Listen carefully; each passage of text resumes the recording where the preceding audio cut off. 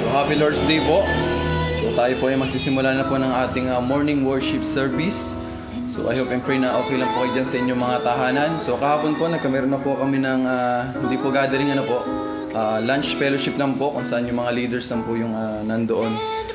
Tinitingnan po namin mabuti kung paano bang magiging setup natin sa susunod pa mga linggo para nga po sa ating paglilingkod sa naman natin, wala pang public transport. Tapos kung magla-live naman tayo dun mismo sa church compound natin is medyo mahina po ang signal doon. Kung dito po nagkakaproblema na tayo, how much more po doon kasi talagang napakahirap po ng signal, lalo't po wireless. Pero ngayon, tiyaga po muna tayo sa ating live streaming, and then sana po lahat kayo ay naka-tune in at may nakikita pa lang po kung 6 at sana mamaya sumunod po yung iba. So, good morning pong muli sa ating lahat. So, tayo muna iaawit. So, yung nakinig niyo pong awit kanina is ang title is Come Unto Me by Esther Chu. Yan, siya po yung nag-special number. Pero ngayon, awit muna tayo. Are you washed in the blood?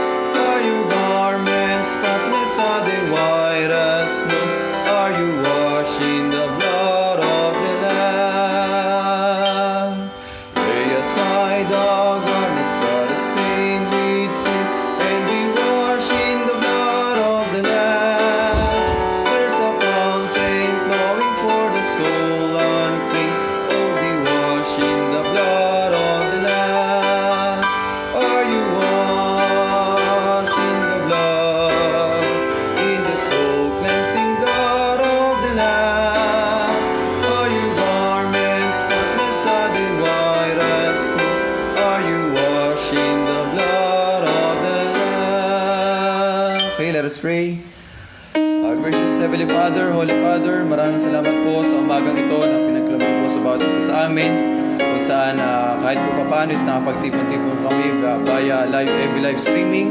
Maraming salamat nga po sa mga faithful members na unang-una is minahal kayo at kayo sinasamba sa Espiritu at katotohanan. Ganun po sa pagmamahal sa aming church, sa aming pong pastor, pagsuporta dito, at sa patuloy po namin paglilingkod na kahit po kami nasa tahanan, nandun yung aming suporta, especially po sa paglilingkod para po sa inyong kaluluwatian. Maraming salamat po sa lahat ng blessing, sa lahat ng biyaya, proteksyon. Marami na nga po nagdaan na buwan itong panahon ng quarantine, lockdown. We praise Thee and thank you, O God, kasi wala po sa amin nagkasakit, wala po sa amin ng mga na-confine, o nagkameron man ng anumang malubhang karamdaman, kasi nandun pa rin yung anyong pag-iingat sa amin at nandun pa rin po yung provision sa lahat ng pangangailangan na hindi po kami kinapos, hindi po kami nagutom sa panahon ng pandemyang ito. Maraming salamat po sa lahat ng aming mga pinapanalangin sa answered prayers. Maraming salamat nga po sa aming mga personal na panalangin, ng mga devotion, sa aming pag-aawitan, sa worship. sa amin pong pakikinig po ng mensahe, sa aming pagbibigayan, pagpalain niyo magbigay sa nagbigay. Maraming salamat po sa mga faithful members, sa mga faithful givers ng church na patuloy pa rin po nagbibigay despite of what happens in times of crisis na kagaya po nito. Ngayon, maraming salamat po sa lahat ng biyaya, ganyan po sa pakikinig po ng mensahe. Biyaya po namin matuturing to kasi siyempre dito malaya kaming nakapagpahayag ng salita ng Diyos, nakapakinig, nakapag-worship, hindi po kagaya sa ibang lugar na talagang tago. Dito po is maluwag po kami, nakapakinig po kami ng salita. Nga lang po, hindi pa lang po kami nakapagtipon because of the public safety, public health. Pero maraming salamat po dahil sa provision pa rin po ninyo.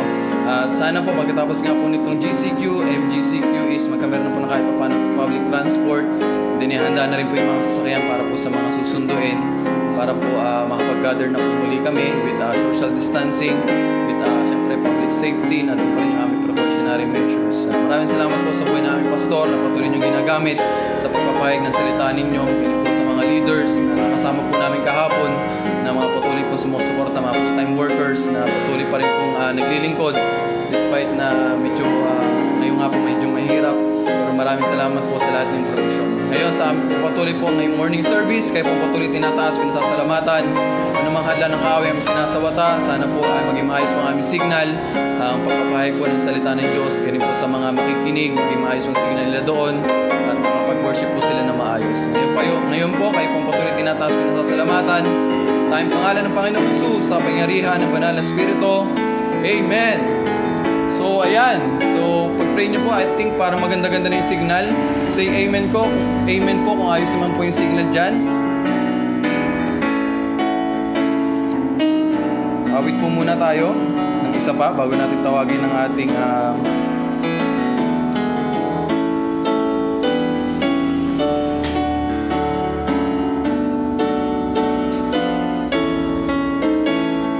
let us sing Send the Light.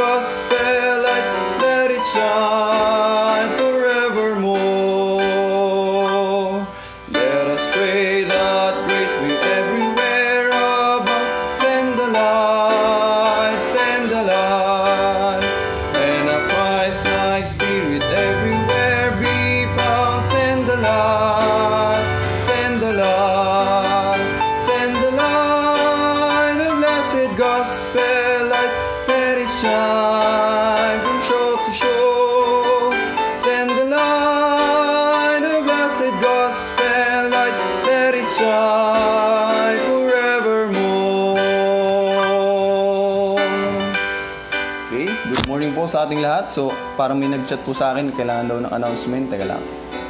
Yan. Pwede po magpa-announce if sino interested mag-enroll sa music seminary online. I-PM lang po si Ma'am Aya. Okay, inuulit ko po sa mga pwede po, sa mga interested po na gusto mag-enroll sa music seminary online, i-PM lang po ang ating choir director na si Ma'am Aya. So, yun po, inuulit ko po. And then, para po sa mga youth, sa Espaya, San Pablo Youth Alive, inuulit ko po, sana po nakapag-register na kayo sa ating, meron po kasing Youth Quest ang Bethany Makati this coming July. So I hope and pray na register na kayo doon para makasali kayo sa ating Youth Quest. Libre po yun, wala na po, hindi nyo na kailangan mamasahe. Yun po ay via online. So, tawagin na po natin ngayon ang ating pinakagwapong pastor, Pastor Noel Nato. Okay. Good morning po sa inyong lahat. Good morning sa inyong lahat. At eto na naman po tayo, magkita-kita na naman tayo ngayong umaga. Medyo mainit po ngayon, ano? Sa magdamag, lalo na pagka-gabi, maalinsangan. Pero sabi nga ng Bible, in everything give thanks. So, anumang lugar ang ating masadlaan, anuman ang klema ng ating kinabibilangan, hindi naman aksidente sa buhay natin yon. Mamaya, malamig na naman yan, pag tag-ulan na naman. So, I hope na prepare na po kayo ngayong umaga. Sana nakapag 1 John 1:9 na kayo. Ibig sabihin na iisa na tayo sa Espiritu. Sabi nga ni Paul, hindi niya makapag-preach sa Corinthians sapagkat ako ay spiritual, sabi ni Paul, but you are carnal. 1 Corinthians 3:3 yun I cannot preach unto you unto spiritual because you are carnal. So, kung mayroon man kayong naisip pang alam natin para makasiguro tayo, claim natin sa 1 John 1:9 para tayo in fellowship with God. Ephesians 5:18, be filled with the Holy Spirit. So, good morning po sa inyong lahat. Makinig ng ganitong mga mensahe kasi napakalaki po talaga ng impluwensya ng salita ng Diyos. Sa akin pong buhay, talaga araw-araw na pakikinig ng salita ng Diyos sa aking audio dati. Malaki pong nagawa talaga kaysa makinig ka ng drama, makinig ka ng kung ano, manood ka ng ano-ano. Okay naman po yung manood, pero mas lamang tayo pagdating po sa salita ng Panginoon. Yan ang pupuno ng isipan natin. Yung isip kasi natin, yan ang labanan. Yan ang ating power tower. Okay? Yan umaatake ang kaaway. So dapat yan, idepensahan natin ang gusto. Huwag nating payagan na yung mga bagay na magpapahina sa atin. Huwag natin payagan yung mga bagay na magpapalayo sa atin sa Panginoon, magpapalamig sa ating pananampalataya. Okay? So, ready na ho ba kayong makinig ng salita ng Diyos? I hope you're ready. Say amen. Hindi ko marinig yung amen nyo. Amen. Okay, so buksan po natin ang ating Bible sa Matthew 11:28 and 30. Matthew 11:28 to 30. Andun na ho kayo. Ang dami nang nanonood Okay. So, Matthew 11:28, sabi niya rito, come unto me, all ye that labor and heavy laden. So, ang galing na, no? Mismo ang Panginoon ang nag-iimbita sa atin. Magbihira, pag di pa naman tayo, hindi lumapit pa sa Kanya. So, and I will give you rest. Take my yoke upon you and learn of me. Dati hindi ko maintindihan itong yoke na to. Ano kaya yung yoke na to sinasabi na to? Alam ko yung yoke, yung pamatok. Yung ginagamit sa kalabaw pag umahatak ng kariton. Pero sabi niya dito, take my yoke upon you and learn of me, for I am meek and lowly in heart, and ye shall find rest unto your souls. Napakahalaga niyan. Find rest unto your souls. Tayo po yung mandalang. Meron pa palang verse 30. For my yoke is easy, sabi niya rito, and my burden is light. Easy raw yung yoke niya. Alamin natin ano ba ang yoke na yan spiritually. Okay? Na-preach natin to, pero ngayon lalo nating bibigyang liwanag tong yoke na yan. Para sabi niya kanito, my burden is easy. Para sabi niya kanito, pag may yoke ka, sabi niya, I am meek and lowly in heart, and you shall find rest unto your soul. Ay alam naman natin, pag sinabing soul, ito yung ating isip, ito yung ating desisyon, ito yung ating emotion, ito yung ating conscience, di ho ba? Yan. Matatahimik ho pala yan, kakapahingahan pagka tayo nasa yoke na yan. At makikinig lang po sana kayo para maintindihan nyo lalo yan, ano? Maging mas maliwanag po sa inyo ang mensahe ngayong umaga. Okay. So, tayo po ay manalangin. Aming Amang Banal na nasa langit, sa umagang ito, kami po ay nagpapakumbaba sa iyong paanan. Patuloy na kumikilala sa iyo, na kayong aming sovereign God, kayong aming kataas-taasang Diyos na may kontrol lang lahat. Kayong nakakaalam ng buhay namin, ng patutunguhan namin. Kayong may best plano para sa buhay namin. At salamat sapagkat malaya kaming nakakabukas pa rin ng Bible, nakakapangaral ng salita ng Diyos, bagamat wala na yun sa simbahan. Pero patuloy pa rin kami, salamat sa ganitong mga technology, sapagkat ang salita mo pa rin ay nahayag. Pero miss na po namin na kami magkasama-sama sa building na binigay mo para sa amin. Alam ko darating po yun, pero habang ganito, nasa live preaching kami, live streaming kami, sana excited po yung mga members. Siguro may mga membro pa rin ngayon natulog, and I hope gising na sila. At binibigyan nito ng tuon ng kanyang salita, sapagkat itong epidemic na ito, itong crisis na ito, ay isang pagsusuri sa sarili namin. Alam namin po yun. Kailangang suriin namin ang sarili namin. Unang-una, kailangan siguro namin na kami po ay mananampalataya sa Panginoong Kristo. At itong pandemic na to ay lalong pakinabangan namin sa aming spiritual na buhay, na lalong magpalapit sa inyo, mag-clear yung aming mga kaluluwa sa lahat ng mga kasalanan dating na-expose kami sa labas ng mga bukas pa. At ngayong umaga, ayan po, mapakain yung aming mga kaluluwa ng iyong mga salita na alam namin magpapalakas sa amin. Tulungan po mabago yung aming kaisipan, mabago yung buhay namin, at lalo namin karoon kami ng pagpupursige sa aming buhay na mapatatag ang aming buhay spiritual. Ilapit namin ang aming sarili sa inyo. Dahil dalawang bagay lang naman po alam namin mangyayari mula sa inyong salita, na kami mamatay physically or mag-rapture. Ano man ang mauna sa amin, kami po ay hindi natatakot, sapagkat alam din namin ang patutunguhan namin dyan sa inyo. At alam din namin ang kamatayan ay promotion para sa mananampalataya. At anumang oras dumating ang rapture, sana datnan mo kaming tapat. Pagpalain niyo, Ama, ang bawat oras na mga gamit namin ngayong umaga, na may pangunahan mo kami. Salamat sa banal na Espiritu na siyang magiging guro namin ngayon, magbibigay linaw sa mga nagkikinig, at magbibigay kapangyarihan sa mga nagtuturo ngayong umaga. Sa pangalan ni Kristo Jesus, naming tagapagligtas. Amen. Amen. I hope maliwanag po ngayon ang ating live preaching ngayong umaga. So bilang summary, alam ko, kahapon nagpunta kami ng SM.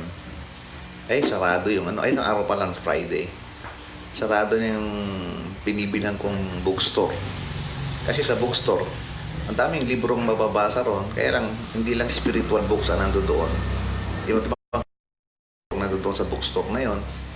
At may mga magandang libro, pero maraming junk books na hindi mo na.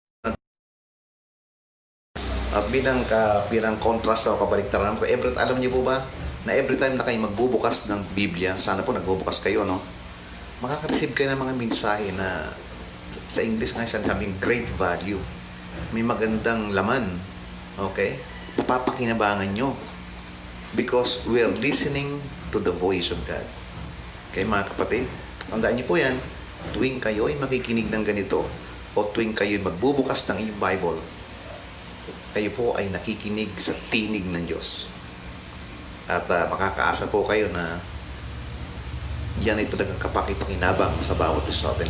Lalo yung po ng gutom yung kaluluwa natin sa mga bagay na yan. At ang isang nga po isang mensahe na ating maririnig dyan ay isang imbitasyon ng Panginoon Kristo sa ating lahat na mga lahat, pati hindi mananampalataya. Ito ay imbitasyon niya sa ating lahat. Sabi niya, come to the Lord Jesus, take His yoke and learn from Him. Alamin natin, ano ba yung yoke na yan mamaya, no? Ano ba yung, bakit tayo inimbitahan? Now, every word sa Bible po, no? Bawat pagbuklat mo ng Biblia, bawat nababasa mo dyan, sinisiguro ko sa inyo totoo. Hindi yan kasinungalingan.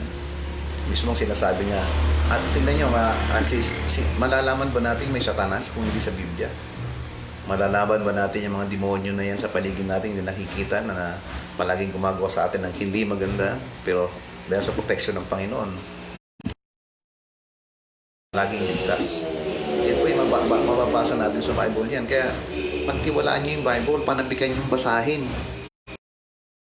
Sama na magkaroon kayo ng cellphone palagi, pero sana mas marami pa rin, lalo na ngayon, na mas maraming panahon natin magbasa ng kanyang salita, sapagkat yan po ay totoo, katotohanan.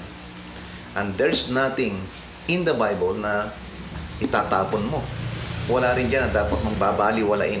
Lahat yan ay mahalaga. Isa pa po, ano? Kung babasahin niyo yung Bible, naglalaman po yung Bible ng mga tanong. Okay? Mga sagot at tanong na magagamit po natin sa anumang sitwasyon sa buhay natin. Magagamit natin sa mga problemang kakaharapin natin sa buhay natin.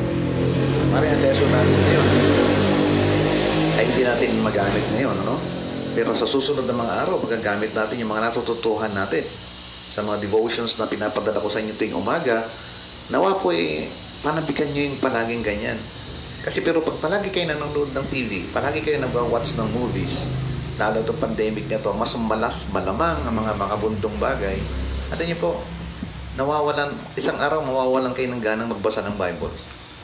Pag palagi kayo nakikinig ng mga worldly songs, isang araw mawawalan kayo ng ganang magbasa na ng Bible. Ang iba sa inyo, pag ganitong live streaming na ganito, sabi niya, tulog muna tayo, panoorin na lang natin mamaya. Tandaan niyo po yan, ano, kasi kung talagang kayo ay may plano ang Panginoon sa atin na tayo lumago sa pananampalataya, kukunin ng Diyos yung attention natin sa maraming paraan. At hindi niyo magugustuhan yon. Now, dahil dito nalaman pala natin ang Biblia pala ay totoo, okay? Tunay, at yan ay nagtataglay ng mga kasagutan sa ating mga problema, nagtataglay yan ng mga tanong, okay? At masasagot yung ating mga tanong sa mga so, tatanong tayo kung sa Panginoon, magpipray tayo, pag muklat mo, sasagutin tayo, diyan yung mga tanong. At yan, sabi ko nga, magagamit natin lahat yung mga bagay na nakukuha natin sa kanyang salita. Sana mga problema kakaharapin natin. So, knowing this, dahil alam mo ang mga bagay nito, dapat lalo tayong magnasa, dapat lalo tayong manabik na basahin ang kanyang salita araw-araw. Para, para marinig natin ang Panginoon, makarinig tayo ng mga bagay mula sa Panginoon. Eh, wala naman tayo ibang marinig sa Kanya, wala tayong marinig Kanyang boses. Walang malakas na boses na magsasabi sa tenga mo. Kundi kung gusto mo makarinig ng boses ng Panginoon, bubuksan mo yung Biblia. At yan eksaktong sinasabi ng Panginoon sa atin. Kaya niya tayo iniimbitahan. Lumapit kayo sa akin. Okay? Yan ang dapat nating gawin. Tingnan nyo ho. Marami akong kilala, lalo nga na-involve kami sa Herbalife. Marami kami namimit ng mga tao na nangangailangan sila ng gamot. May mga sakit silang nararamdaman. Kaya pag may narinig silang commercial na ito'y magaling sa ganito, naku, ginagawa agad nila ng paraan na nag-iipon ng pera, nag-iipon sila ng pera. Anong ginagawa pa nila? Pinipilit nilang mabili yung gamot na yon para magkaroon sila ng malunasan yung kanilang physical nararamdaman. Okay? Pero physical lang po yun, mga kapatid. Alam niyo ba yung sakit nating physical ay dahil sa kakulangan natin ng spiritual na mga bagay sa buhay natin. Kasi once na mabuksan mo yung Biblia mo, talagang sineryoso mong basahin, sineryoso mong makinig ng ganitong pagkakataon, sineryoso mong pag nawala ng pandemic, seryoso kang magsimba ng salita ng Diyos. Mindalaman mo, pinupuno mo ng mga katotohanan ng iyong salita, hindi ka na mag-aalala. Mag-aalala ka pero mayroon ka ng pangontra. Hindi ka na masyadong matatakot. Wala na yung mga duda-duda sa buhay mo. Mababawasan. At dyan nagagaling yung mga sakit natin. Pag may problema, hindi ka makatulog. O anemic ka na. Hindi ka makakain. Mamaya ulcer ka na. Okay? Andun yung pag-aalala natin. So, sa spiritual po, dala na rin yung ating physical. Pag tayo naging matapat sa Kanya, parang ako po, ilang taon na ako, 66 na ako sa August 1. Okay? Huwag lang wadagdagan na isang 6. Pangit yun. Tama na muna 6'6". Huwag lang 6'6". Hanggang ngayon po, wala pa akong maintenance. Wala pa akong maintenance sa high blood. Okay ang sugar ko. Okay ang fats ko. Tinimbang ako ng isang araw. Okay ang fats. Mas nag-gain ako ng muscles.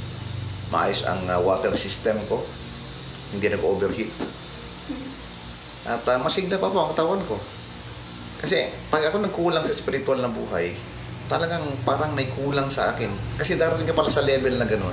Pag nasanay ka puro paaral ka ng Word of God, tapos minsan napabayaan mo, parang may kulang sa'yo, hindi ka mapakali. Okay?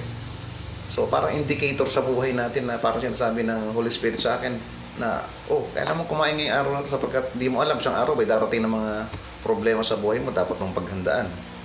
Kaya na pag-aralan mo, ituturo mo sa mga miyembro. Dahil ikaw yung pastor, responsibilidad mo yan. Na mula sa akin, gagabayan kita kung anong lesson ituturo mo sa kanila para sila ay makaunawa.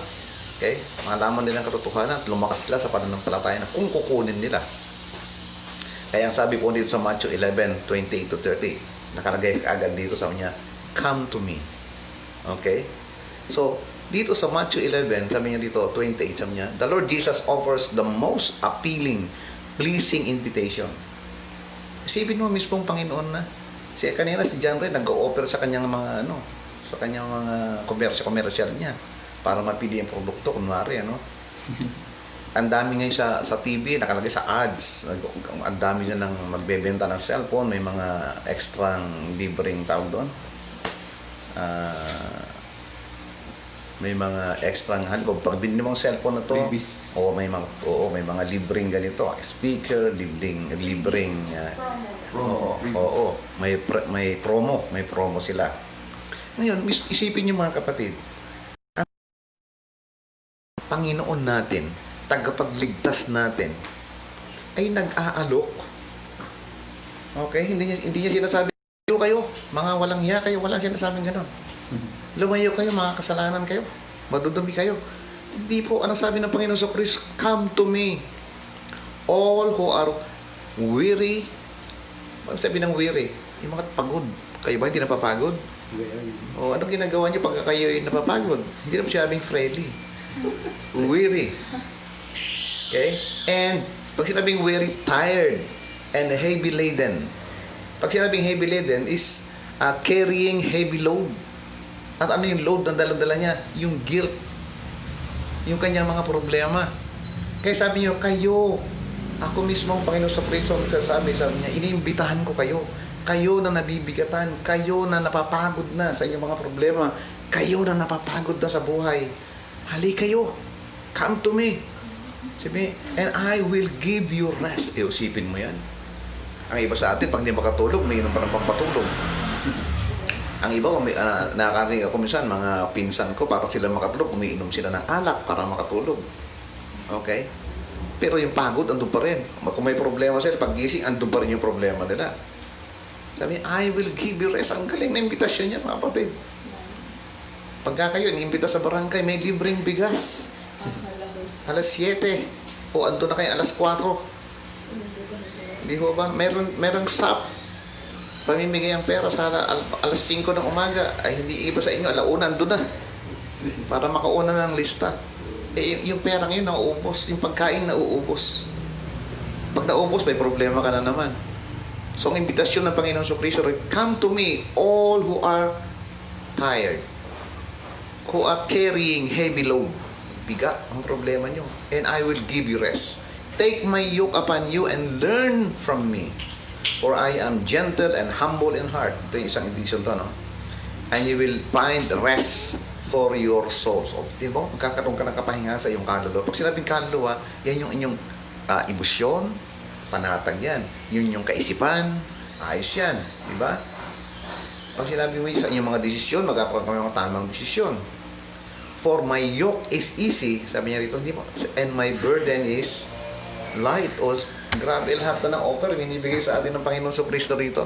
Sa Tagalog, magsiparito kayo sa akin, kayo lahat na nagpapagal at nabibigat ang lubha. At kayo aking papahingahin. O, isipin mo yan. Verse 29, pasanin ninyo ang aking pamatok. Sa Tagalog, yung tawag yan sa Tagalog sa amin, sangol. At mag-aral kayo sa akin sapagkat ako'y maamo, hindi mapagkumbabang puso, at masusumpukan ninyo ang kapahingahan ng inyong mga kaluluwa, sapagkat malambot ang aking pamatok at magaan ang aking apasan. So, marami pong klase kasi ng yoke o pamatok dito sa mundong ito.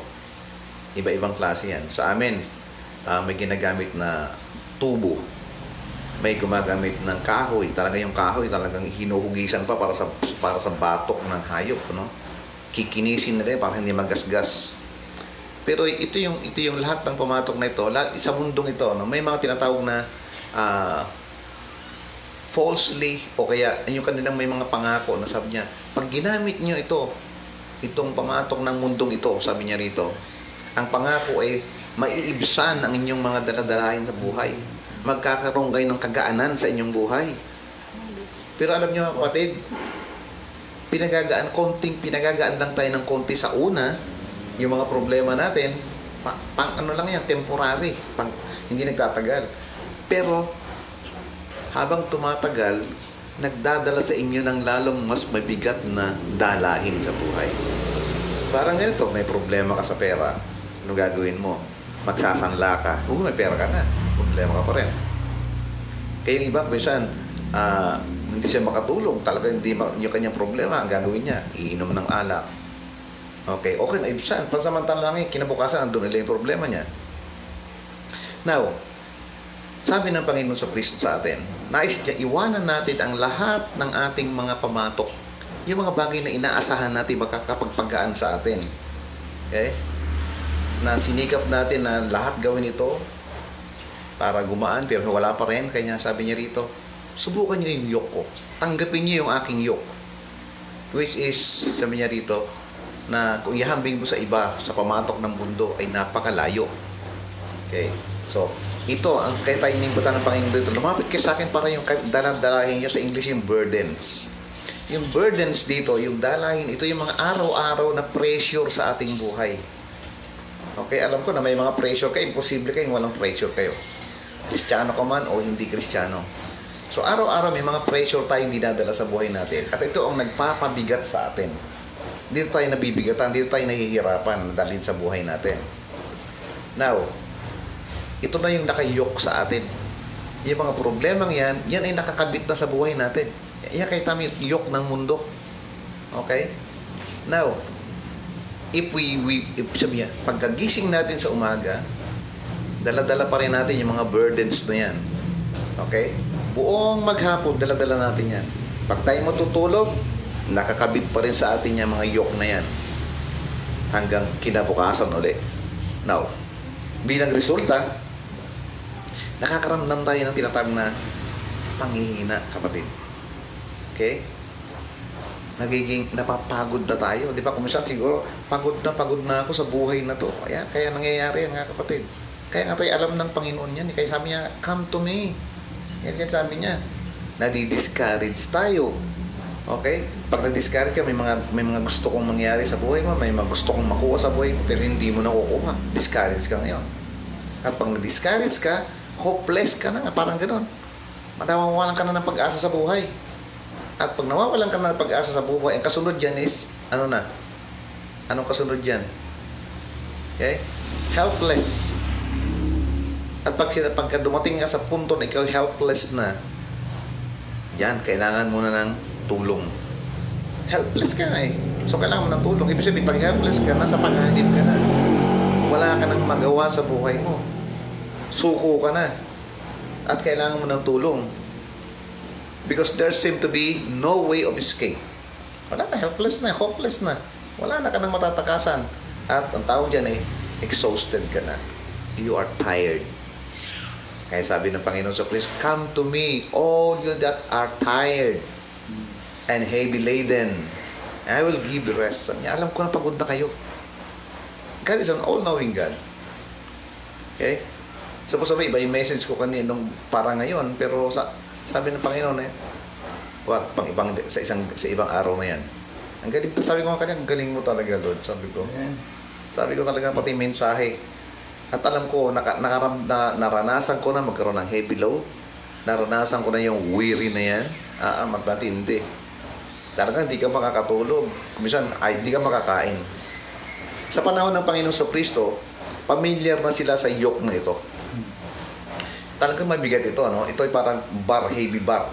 Parang mahabang gano'n. Kasi usually, nung Old Testament time, ng Panginoon sa Kristo, 2 baka ang humahatak. Na pag yung 2 baka ang humatak nakakabit sa yoke na yon, sabay silang hahatak.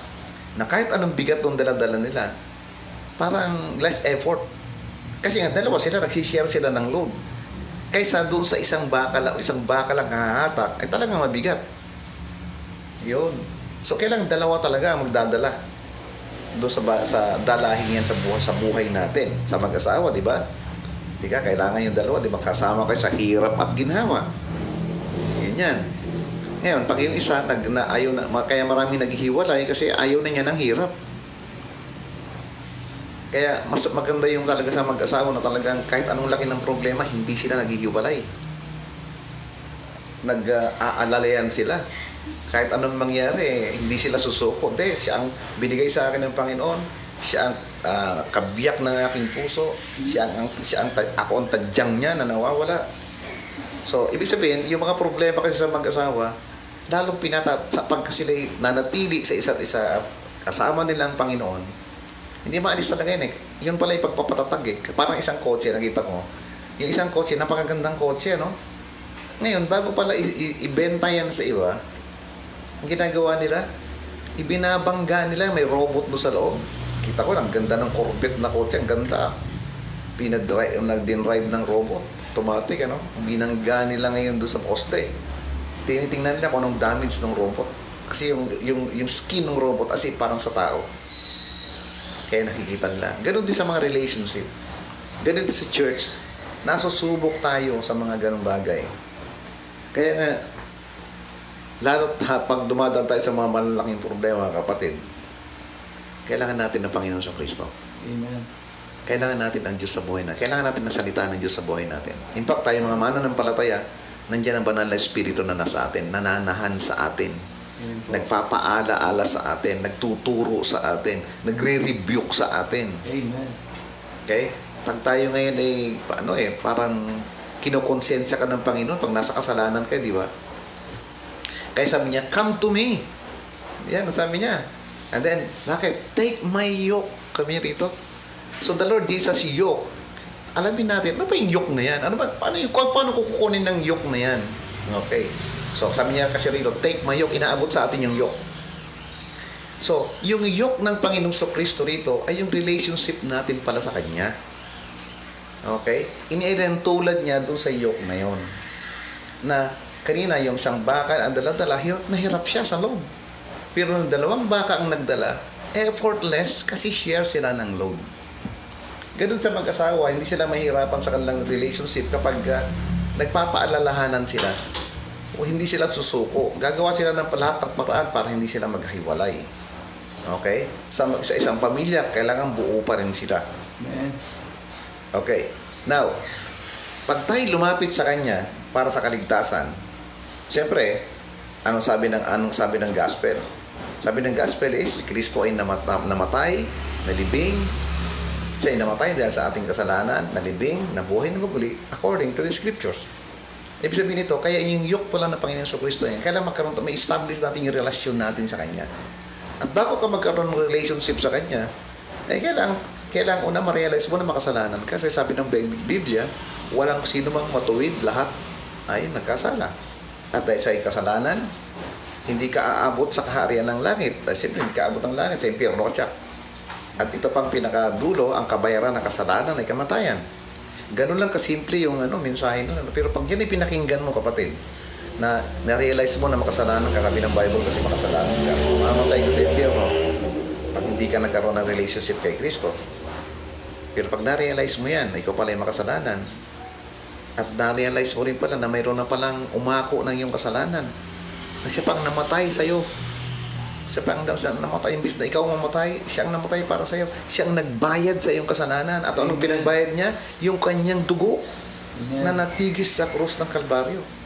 At pag yan narinig mo, kapatid, sabi ng Biblia, faith cometh by hearing, and hearing by the word of God. Kaya pag yan tinuturo sa'yo, makinig ka. Amen.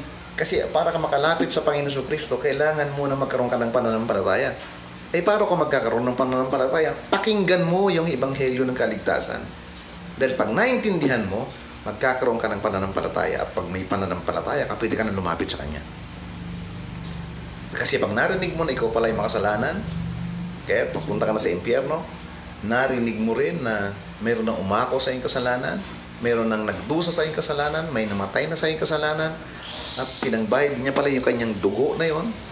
Siya ay namatay, siya ay nalibing, at siya ay nabuhay na maguli.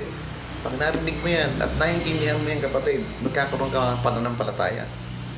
At makukonsensya ka dyan sa buhay, sa sarili mo na hiyang-hiya ka.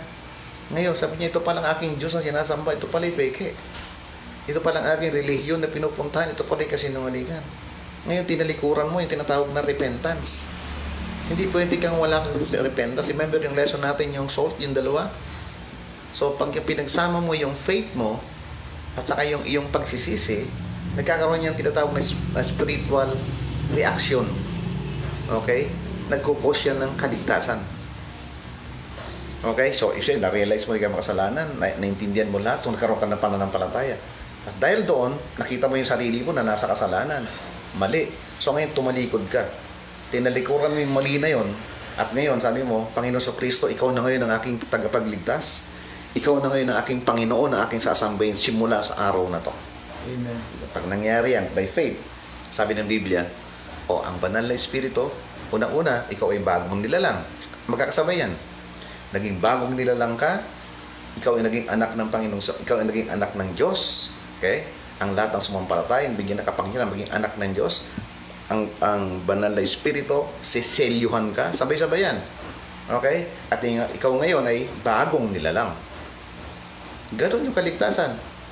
At yung panalangin mula sa iyo magagaling yan. Kasi naintindihan mo na eh. Wala nang sinner's prayer. Wala sa Biblia yung sinner's prayer. Amen. Dahil kung naintindihan mo, sa iyo mong gagaling bibig mo sa gabay din ng banal na Espiritu. Sasabihin mo, Panginoong Kristo, ngayon ko naintindihan na ikaw ay namatay sa cross of Calvary dahil sa aking kasalanan. At naniniwala ako na sa halip na akong mamatay, ikaw ang namatay dahil sa aking kasalanan. At dahil doon, naniniwala ako sa iyo, nagtiwala ako sa iyo, at tinatanggap kita bilang tagapagligtas. Okay? Pinagsisihan mo yung kasalanan mo, siya na ngayon ang Panginoon mo. Ibang magiging buhay mo, yung panalangin mo na ipakikinggan, pag namatay ka sa langit ka, pero habang nasa lupa ka, okay, matuto ka ng kanyang salita. Yan ibig sabihin yan. Take my yoke.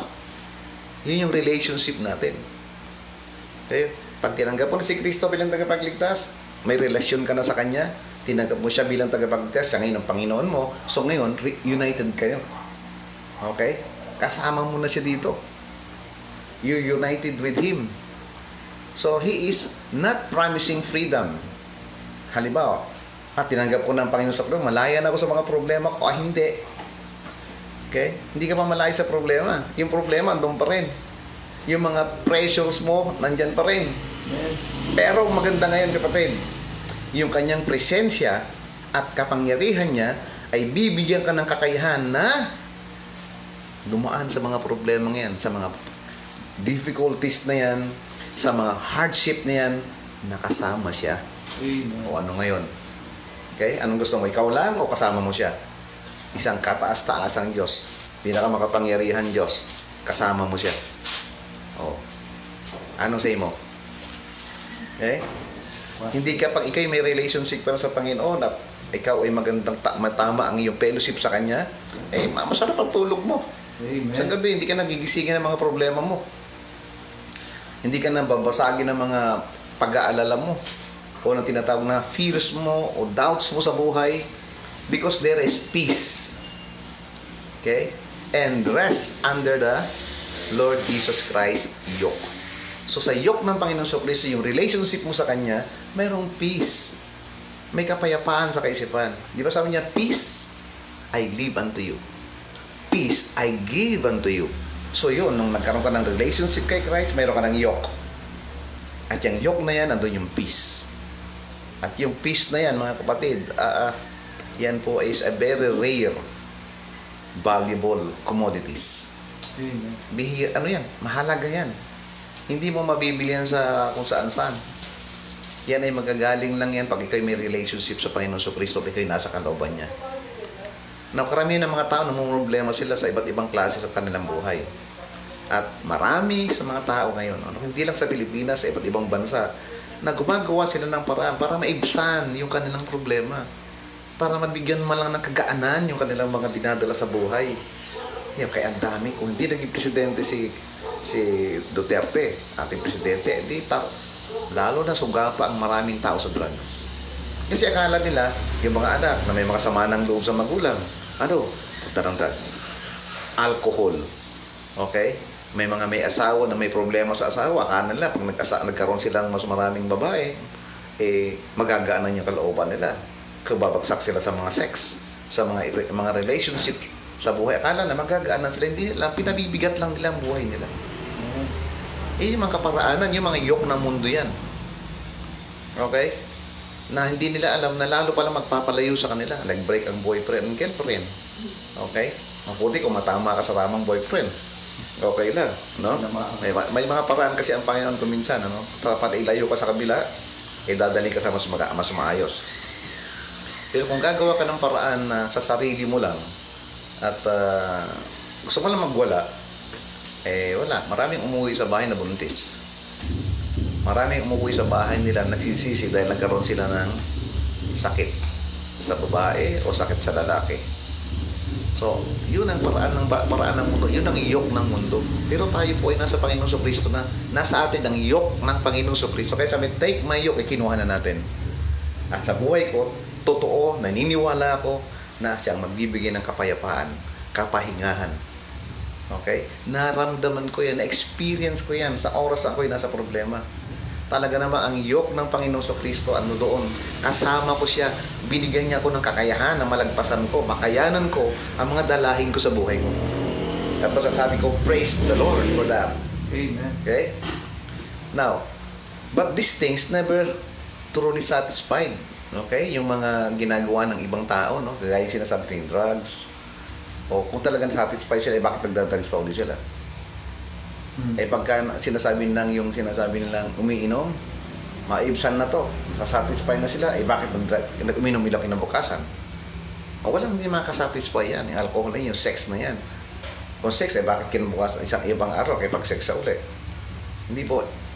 Kaya wala pong, sa mundong ito, walang sa tunay na makasatisfy sa atin. But yung kantang Only Jesus can satisfy your soul. Amen. Now, makinig po kayo, listen. God made us to find our fulfillment in Him. Sa Tagalog, tayo po ay nilikha ng Diyos para masumpungan natin yung kaganapan natin sa Kanya. Kasi ang Diyos lang ang pwedeng magbigay sa atin ng kaligayahan. Siya lang, hindi nakakaalam ng kaliligaya natin. Akala nga natin kung saan, maligaya na tayo. Pag nakabili ako ng magandang cellphone, maligaya na ako. Pag may sasakyan ako, maligaya na. Ay, paano pag nabangga? Hindi ka na masaya.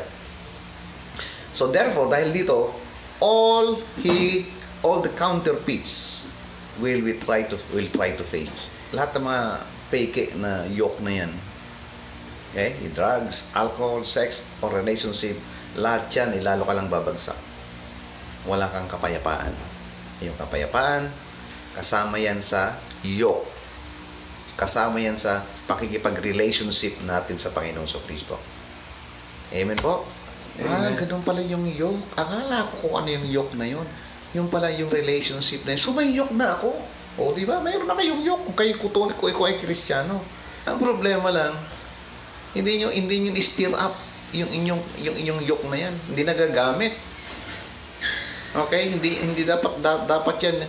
Dapat yung relationship natin sa Panginoon sa Kristo, habang tumatagal, nag-iinit tayo sa pananampalataya. Habang tumatagal, nagiging masigla tayo sa pananampalataya. Habang tumatagal, isineshare sa atin sa iba yan. Habang tumatagal, dapat nakikita ng iba yan sa atin. Andun yung paglago natin. Hindi natin maiwasan na tayo mahulog sa kasalanan. Alam ng Diyos yan. Kaya sa amin nga ng Panginoon, don't take my yoke. Sabi niya, kunin mo yan. May purpose siya eh. Oo na, ligtas ka na. Okay? Now, we were made like, sabi dito, sabi niya, to come under Christ's yoke is to be joined with Him. So, kinuha mo na yung yoke na yan. So, dahil may yoke ka na ng Panginoon sa Kristo, sumama ka sa Kanya. Kasama mo na sa ngayon and become dependent upon Him. Now, tingnan nyo, the word dependent.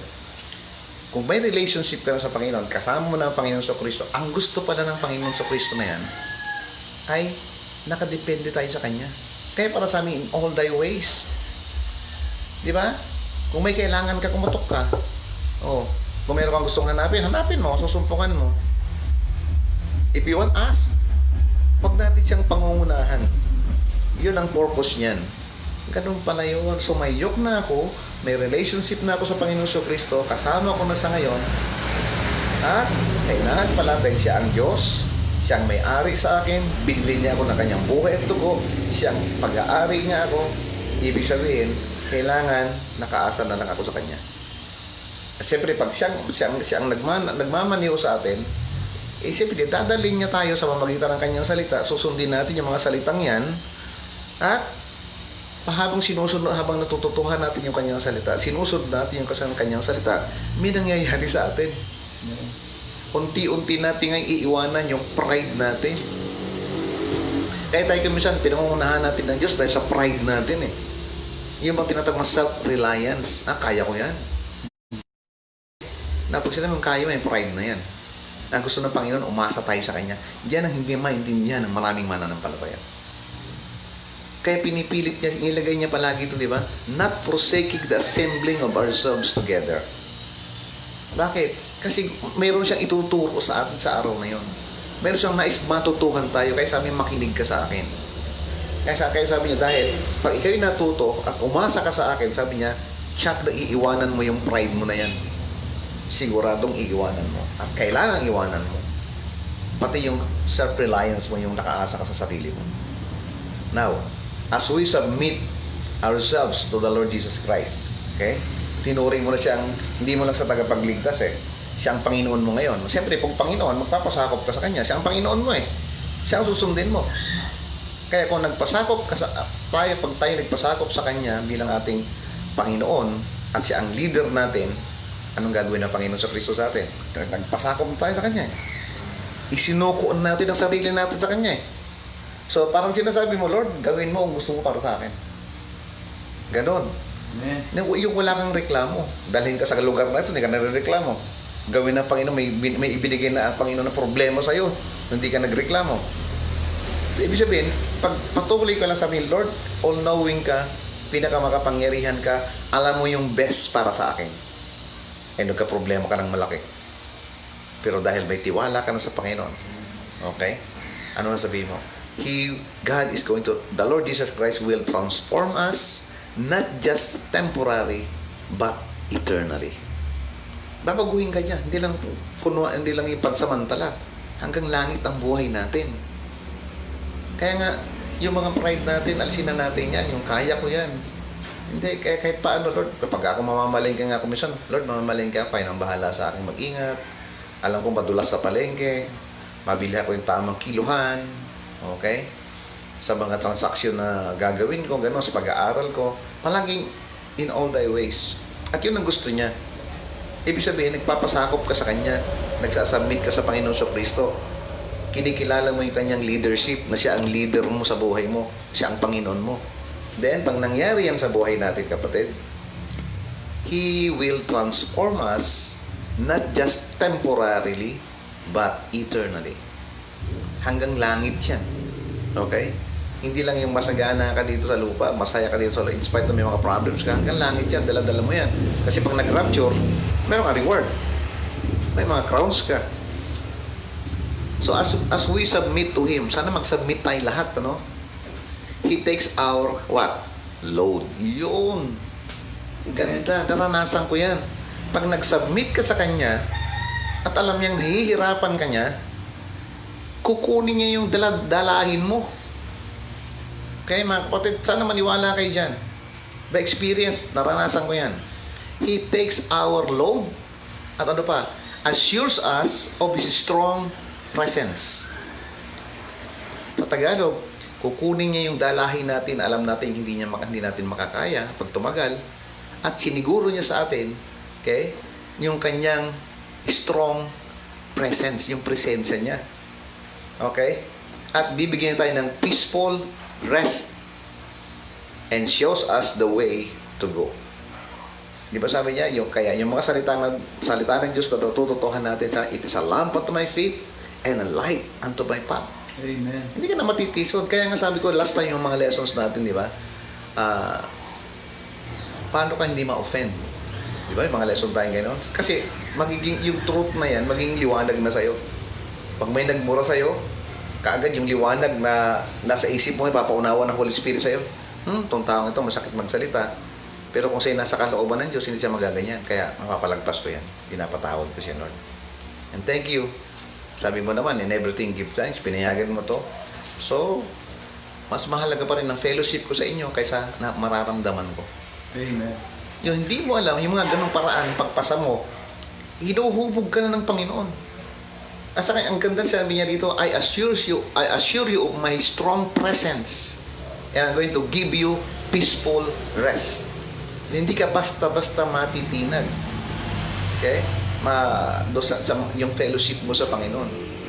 At lahat ng mga paraan na gagawin, ipapaalala ng Holy Spirit sa iyo kung ano mga gagawin mo. Pag nasa kalooban ganyan. Kaya ang galing eh. O kaya sabi niya dito, come to me. Yun ang imbitasyon. Okay, anong sabi niya? And I will give you rest. So ngayon, di-restful ka na. Nagkaroon ka ng relationship sa Panginoon. Naramdaman mo yung presence niya, no? Ando ka na yung rest, ando yung peaceful man. Diyan, sabi niya dito, may kasunod, learn from me. Kasi kasama mo, ando yung closeness eh. Pag sinabing learn from me, includes taking Christ's yoke. Okay? Daldal lang ng yoke. So, pag kinuha mo yung yoke ni Christ, kasama dyan yung learning the truth about Him. Okay? Malalaman mo ang truth patungkol sa Panginoong Kristo. Siyempre, gagamitin niyo ulit ang Holy Spirit. Okay? Ano raw matututuhan natin sa Kanya? Piniliwanag dito, sabi niya, gentle and humble in heart. Kasi kuminsan may mga leader na talagang gugulping ka. Mayroong talagang parang matitindi. Pero sabi niya, tingnan mo, come to me.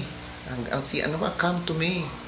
All get heavy laden. Siyempre, alam na ng Panginoon, bibigatan na tayo eh. Alam niya na, pagod na tayo. Siyempre sabi niya, sa mundo, pagod ka na sa mundo. Sabi niya, eto ako. Nung tinanggap mo ng yoke, siya, you're going to learn the truth about me. Ano yung matututuhan mo? Na ako pala gentle. Marami kasi takot sa Diyos eh. Kasi nung Old Testament, pag mali ginawa mo, yari ka. Pag tama, saka ka naman, mayroon ka naman blessing. Okay. Ngayon, sabi niya, matutuhan mo ako yung gentle. Hindi ako yung mapagmataas. Ako yung humble in heart. At yung character dito, yung kanyang katangian, ay makikita natin kung paano siya makipag-deal sa mga tao. Sa mga taong nangangailangan. Na lalo na yung mga nakapaligid sa kanya noon. Pag marinig lang nilang Panginoon Kristo, dami ng tao doon, ano? Naalala niyo no, si Bartimeus, yung bulag. At noong una, pagkapon dumadaan siya palagi, nababalitaan niya na, Panginoon Kristo pala, nagpapagaling. Ang Panginoon Kristo pala, gumagawa ng himala. So, minsan dumaan ng Panginoon Kristo dito sa Mark 10:46. At nagsisigawan yung mga tao, ingay-ingay nila, no? Pero sumigaw si Bartimeus, Jesus, sabi niya, Thou Son of David, have mercy on me. Di ba? Naalala ko yung preaching ko na yun doon eh.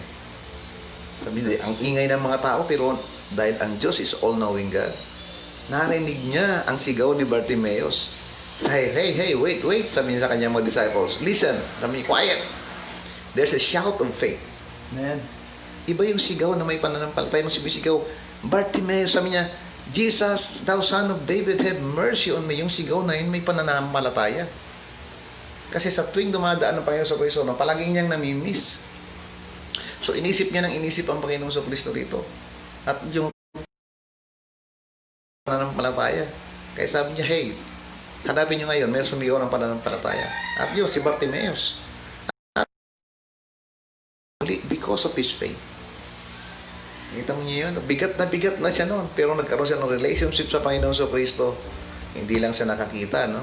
Una, nagkaroon siya ng relationship, nakakita pa siya. Naibsan yung kanyang kabigatan sa buhay. Nandun siya sa Gate Beautiful para magpalimos. At sa kanya pag-aapura at tumayo sa iniwanan yung ano ba yung mahalaga sa bulag noon? Yung kanyang kapa. Yung para kay Superman. Yun yung kanyang unan. Okay? Iniwanan niya lahat yun. Tinakbo niya ang Panginoon sa Kristo para hindi ka nakapikit, kakapa-kapa siya dahil inahabol niya yung tinig. Grabe. So, naintindihan po ng Panginoon sa Kristo ang ating mga kahinaan. Kasi siya mismo ho ay nakaranas niyan. He was exhausted.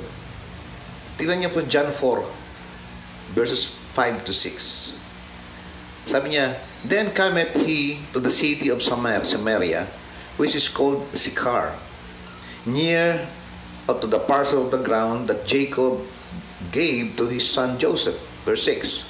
Now Jacob well was there.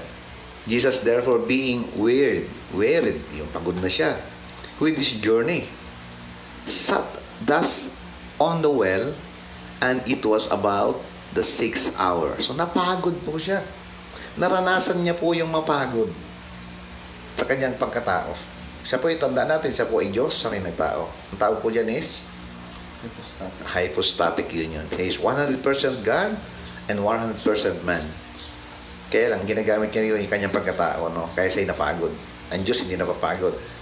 Pero sa kanyang pagkatao, siya po ay napagod. Then, naranasan niya rin po yung joy sa kanyang buhay, sa kanyang pagkatao. Okay? Paano niya naranasan yung joy? Yung joy na magkaroon ng tamang mga kaibigan. Mabubuting kaibigan. Katulad ni Mary, katulad ni Martha, at ni Lazarus. So, masarap din pala magkaroon ng kaibigan, yung good friends. At kuminsan may mga, siyempre, sa kanyang naranasan yon na ipadaba niya yung kanyang pagmamahal din sa kanyang mga kaibigan. Lalo na niyang binuhay niya si Lazarus. Pero alam niya rin po, magkaroon ng kaaway. Nagkaroon siya ng maraming kaaway, siyempre. Yet he never had to bear the burdens alone. Tingnan niyo mga kapatid, sa pagkatao ng Panginoong Kristo, alam niya kung siya lang bilang sa tao, mabibigatan po siya. Pero nakakaisa. Bakit hindi siya nag-iisa? Palagi po siyang kasama ng kanyang Ama na nasa langit. Okay? Kung tayo may pangako ang Panginoon sa atin na I will never leave you nor forsake you, even ang Panginoon sa Kristo, kasama niya palagi ang kanyang Ama. Amen po mga kapatid? Kaya nga pala tayo inaalok. Kasi naranasan niya yung mapagod, yung joy, naranasan niya yung magkaroon ng kaaway, at ito'y nagbibigay sa atin ng kibigatan sa buhay. Kung Panginoon sa Kristo lang siguro sa kanyang pagkatao, hindi niya makakayanan. Pero nakayanan niya kasi kasama niya palagi ang kanyang Ama na nasa langit. Palagi siya, kaya hindi mapansin, palagi siya nakikipag-usap sa kanyang Ama sa bundok, sa tahimik na lugar, na siya lang. Kailangan din natin ng ganun, kaya tama may yoke.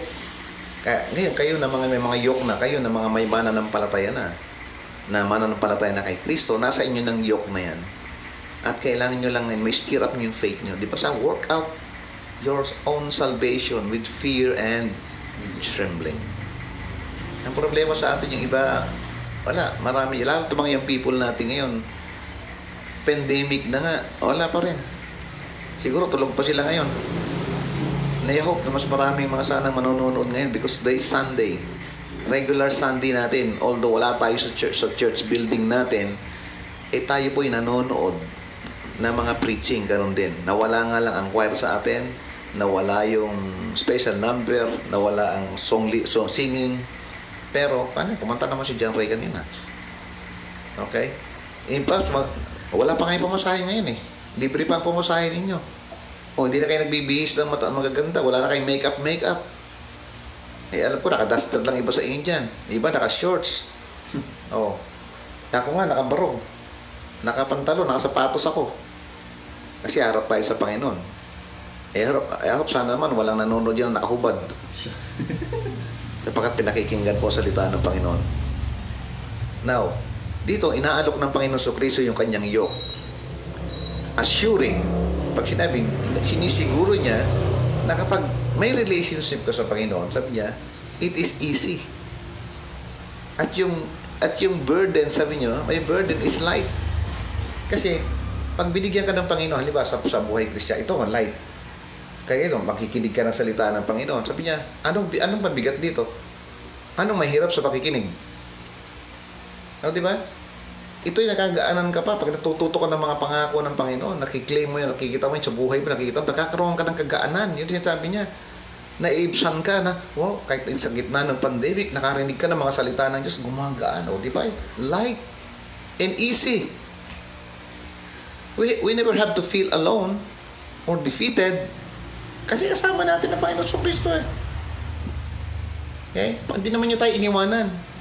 Yung lakas niya, kaya nasa atin, di ba sabi niya, the Lord is the strength of my life. So, yung lakas niya makes the burden lighter. Okay? Kasi kasama tayo. Kasama niya tayo palagi. Siyempre, through His Spirit. The Holy Spirit. At nagiging magaan lahat. Sabi niya dito, He bears the weight for us. Yeah. Yung mga bagay na hindi natin kaya, nakakayanan natin kasi nga, kasama natin Panginoon sa Kristo. Isa pang maganda rito. Listen to this. Whatever touches us also touches the Lord Jesus Christ. Okay? Whatever touches us also touches the Lord Jesus Christ. Why? Because we are spiritually yoked together with Him. Okay? Kaya tingnan mo noon ang Panginoon sa Kristo. Tingnan nyo ha. Noong mga mananampalataya, inuusig ni Apostle Paul ang mga mananampalataya noon.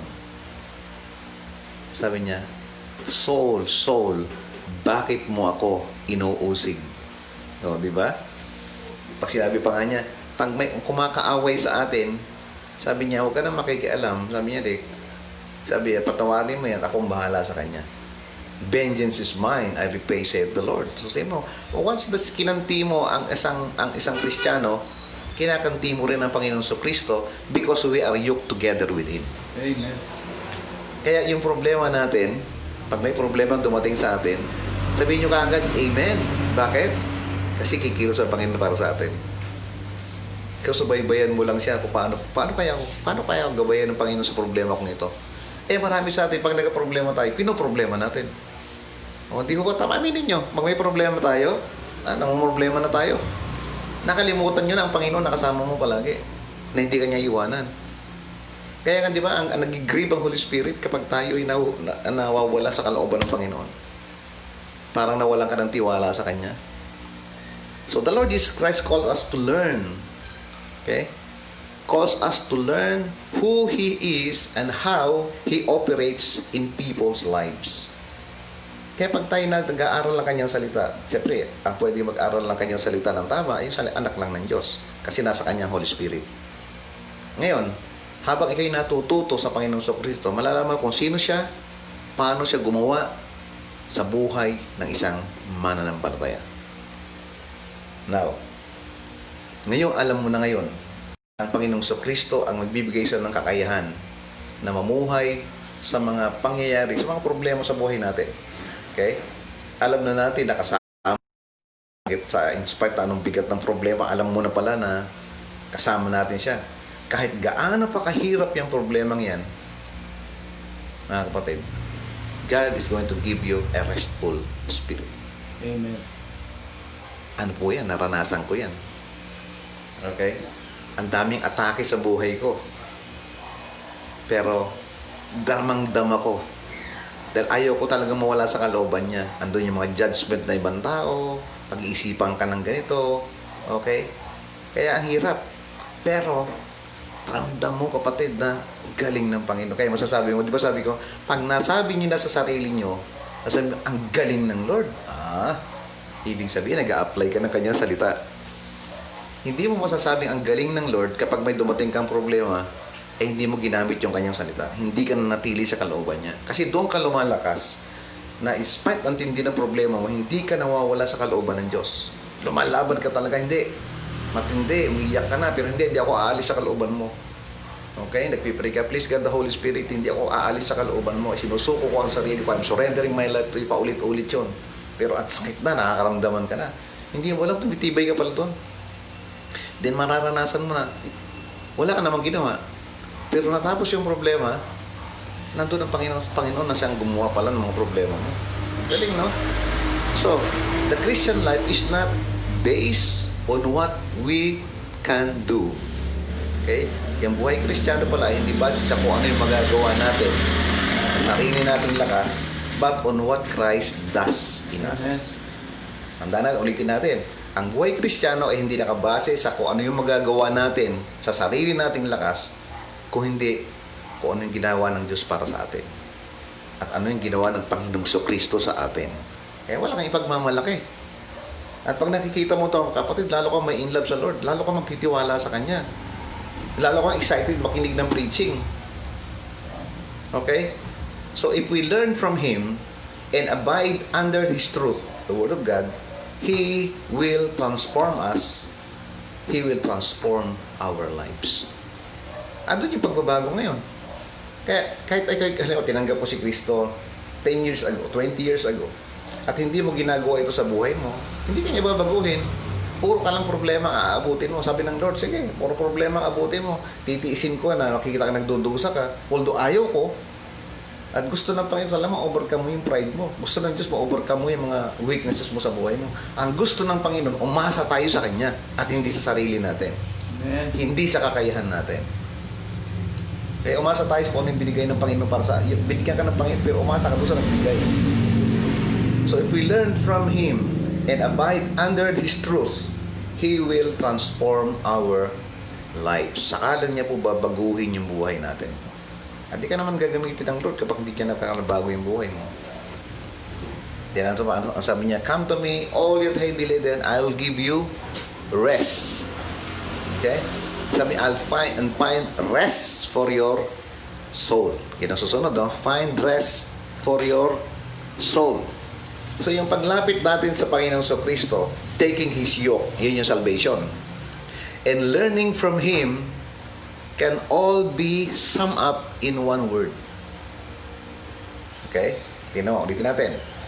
Yung paglapit, coming to the Lord Jesus Christ, o paglapit po sa Kanya, pabagitan ng salvation, kunin mo yung yoke. Yung salvation, yung yoke na yun.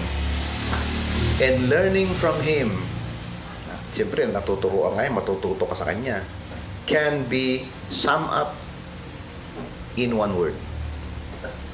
And that is trust. Okay? Trust. Tiwala. Just as we trust the Lord Jesus Christ ng salvation, di ba? Nagtiwala ka sa Kanya. Pinagkatiwala mo yung kinabukasan mo sa Kanya. Pinagkatiwala mo yung buhay mo sa Kanya. Na pag ikaw ay namatay, pupunta ka sa langit. Kahit hindi mo pa nakikita ang langit. Kahit hindi mo pa rin siya nakikita. Pero nagtiwala ka sa Kanya. Kahit tinanggap po siya bilang tagapagligtas. So, ibig sabihin, pinagkatiwala natin sa Kanya yung word trust ngayon, naligtas ka na, Kristiyano ka na.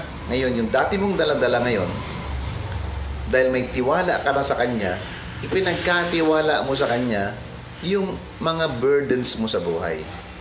Yung pressure mo sa buhay, yung daladala mong bigatin na daladala mo sa iyong buhay. At nagtiwala ka sa Kanyang katuruan. Kaya pala sabi niya, find rest for your soul. Dahil natututo ka na yan. So, natutuhan mo kanyang mga pangako. Natutuhan mo yung karakter niya. Natutuhan mo yung buhay niya. Ngayon, nagkaroon ka ng tiwala ngayon. Sa tuwing may darating na burden sa buhay, pinagkakatiwala mo sa. Okay? Pinagkakatiwala mo sa kanya mga problema mo sa buhay. So, sinigurado naman ng Panginoon Kristo sa atin that we will find rest for our souls.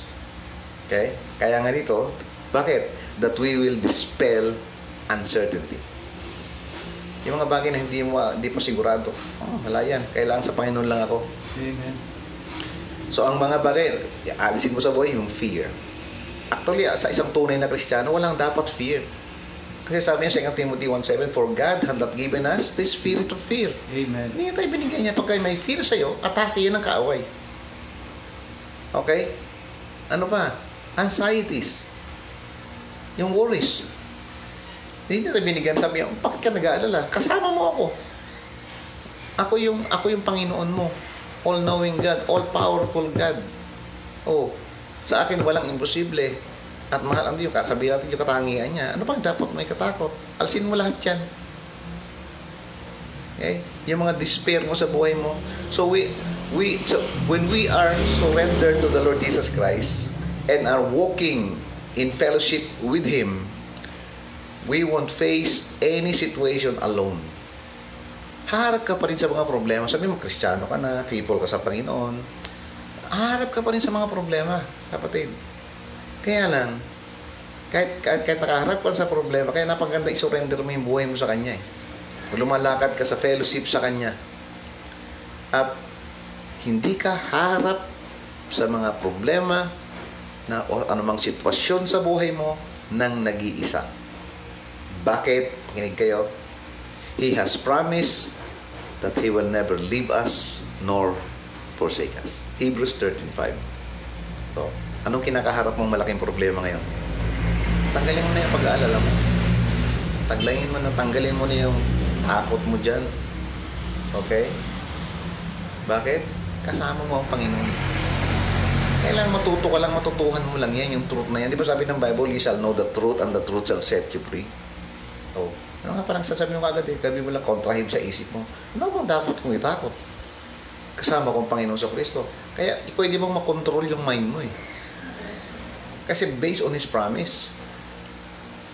So, Christ's yoke binds us together with Him. Nakita kayo ng tali? O, dalawang ganito. Yan. Itinali mo, ganyan, parang ganyan tayo. Hindi siya hihiwalay sa atin. Kasi siya nagsabi, I will never leave you nor forsake you. Yung Christ yoke, yung relationship natin sa Panginoon sa Kristo, yun ang nagbubuklod sa atin. It binds us together with Him. At dahil dito, kasama mo ang Panginoon, kilala mo siya, yun. Ano sabi niya? It will give us rest. Kaya pagkagabi hindi ako makatulog, may nagagambala sa akin, sasabihin ko, ay hindi, kasama kong Panginoon. Hindi lang kami nakapokus sa Panginoon, nakabind pa sa Panginoon. Hindi maaalis. No man can pluck him out of my hand. Amen. Oh, di ba? Ang daming pangako. So dahil dito, we should wake up every morning remembering our spiritual union with Him. Kaya paggising mo sa umaga, Lord Jesus, thank you Hindi mo, alam ko naman, hindi mo ako pinabayaan. Sarap ng tulog ko. Pero kagabi, Lord, alam mo, kagabi talagang medyo asiwa ako, pagkaramgano ako minsan. Pero nung sinabi ko, hindi. Sama kong Panginoon. Mamaya, tulog na ako after mga few minutes. Hindi mo maalis yung atake ng kaaway, lalo yung parte alas 2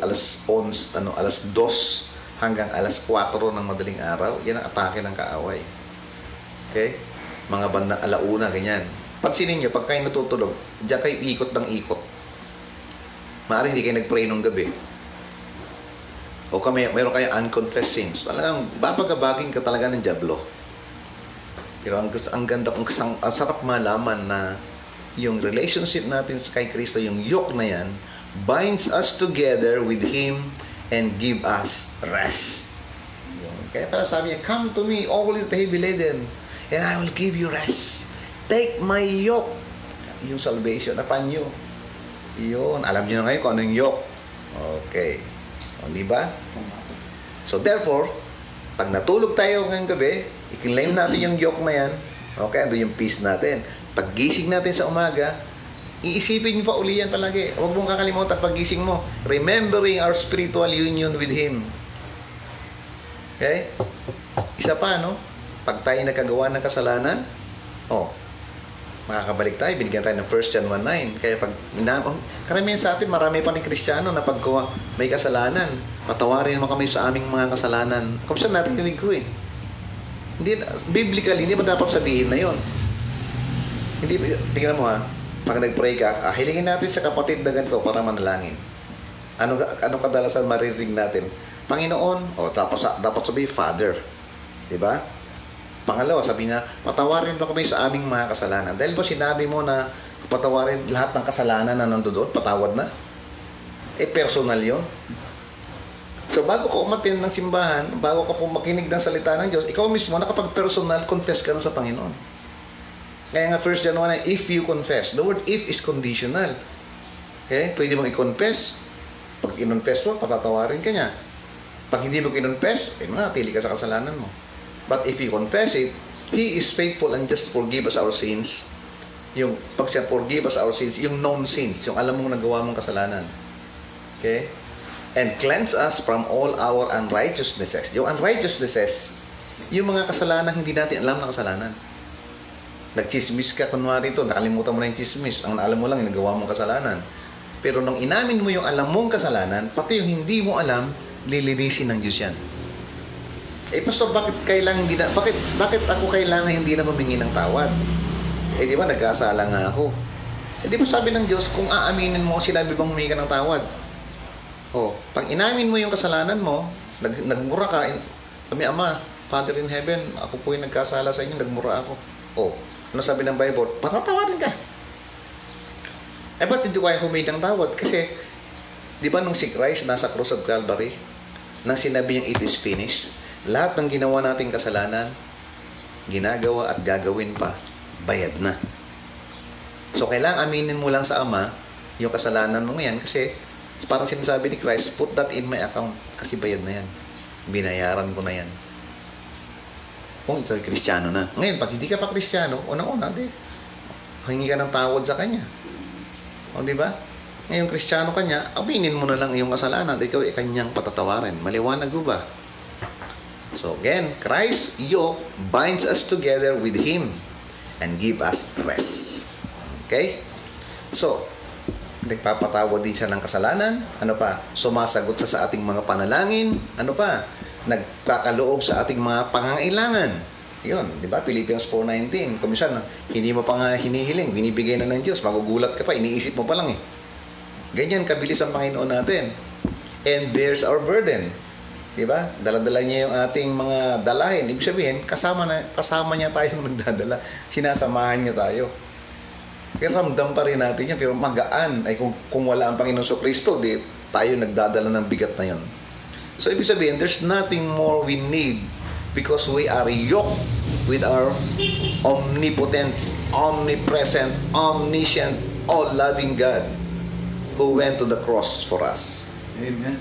Ulitin natin. Sabi niya, wala. Ano pang idadagdag mo? Kaya nakailangan natin sapagkat, sabi niya, tayo ay nakahiyok na sa Kanya. Union na tayo nakatali na tayo sa Kanya rito. Saan tayo nakatali? Sa isang omnipotent. Ano yung omnipotent? All-powerful God. Sa Kanya walang imposible. Amen. Di ba? Kaya sabi niya, ask and it shall be given. Maaaring hindi sinasagot, para sinasabi ng Lord, wait. O, di ba? Ano pa? Omnipresent. Hindi kanya iwanan. He's everywhere. Omniscient. All-knowing God. Pag sinabi all-knowing God, ibig sabihin ito na yung problema, may dumating na problema sa'yo. So, ibig sabihin yan, because pinayagan niya sa yung sovereign God, isang may kapangyarihan na dalhin sa yung problema yan, mayroon siyang purpose, alam niya, ano yun? Siya omniscient siya para mabago tayo. So, dahil alam mo naman pala na siya ang nagbigay sa inyo ito, sa buhay natin walang aksidente, pinarating ng Diyos sa atin yung problema ngayon, at all-knowing siya, sabihin mo, alam ng Diyos yung kanyang ginagawa. So, ano gagawin mo? Yung word trust. Yung one word na trust. Sum up in one word, trust. Kaya sabi, trust in the Lord with all thine heart. Bakit? Because God knows what He is doing. All I have to do in my part is to trust Him. Amen? Amen. Yun. So, ano pang kailangan natin? Nasa atin na ang lahat, kapatid.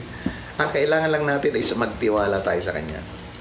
So, a life yoked with the Lord Jesus Christ is one fully surrendered and obedient to Him. Kung talaga nag-yoke ka na talaga, Panginoon, bind ka na, in union ka na with the Lord Jesus Christ, kailangan fully surrendered ka na. Kaya nga dumadating sa mga problema natin sa buhay natin para to get our attention. Para sinasabi sa atin, hey, you. We are union together. We are bind together. Ano yung ginagawa mo? Hindi fit sa buhay mo yan, ginagawa mo. Hindi akma sa buhay mo yung sinusuot mo. Hindi akma sa'yo bilang isang anak ng Diyos yung sinasabi mo. Hindi akma sa'yo yung pinupuntahan mo. Hindi akma sa'yo yung iniinom mo.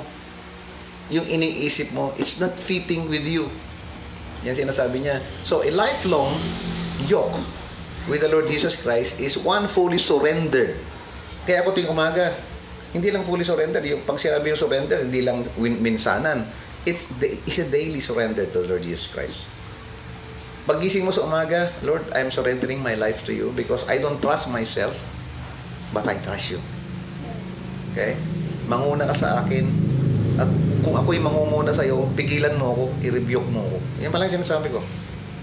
Sa aking pagpipreach, tulungan mo magsalita ng mga bagay na nakaka-encourage. At kung may masakit, hindi magaling sa akin, kundi mula sa iyong salita. Huwag kitang pangunahan. Yung palagi kailang fully surrendered ka, moment by moment, sine-check mo yung sarili mo. O, pag nag-sleep ka, 1 John 1:9 ulit. Para ikaw, ba't kailangan mag-1 John 1:9? Para makontrol ka ulit ng Holy Spirit. Ephesians 5:18, be filled with the Holy Spirit. Ito yung sabi niya dito. So, as we walk with Him, pag sinabing walk, as we live with Him, okay? He puts limits on our trials. Yun ang maganda. Okay? Yun ang maganda, kapatid. Pag ikay pala nasa kalooban ng Panginoon, lakad ka sa kanyang kalooban, nililimitahan niya yung mga pagsubok na dumadating sa buhay natin. Kasi kasama na nga natin eh. Kasi kaya tayo binibigyan ng mga trials na gano'n medyo mabigat sa buhay natin pag hindi tayo natin kasama. Para maramdaman natin na mahirap palang wala kasama ang Panginoon. Mahirap palang out of fellowship. Mahirap palang wala ka sa kalooban niya. Yun. So, nililimitahan niya yung mga trials na dumadating sa buhay natin, yung mga heartaches na dumadaan sa buhay natin. So, di ba? Tandaan nyo nung kayo nang palagi nasa kasalanan. Aminin ninyo. Okay?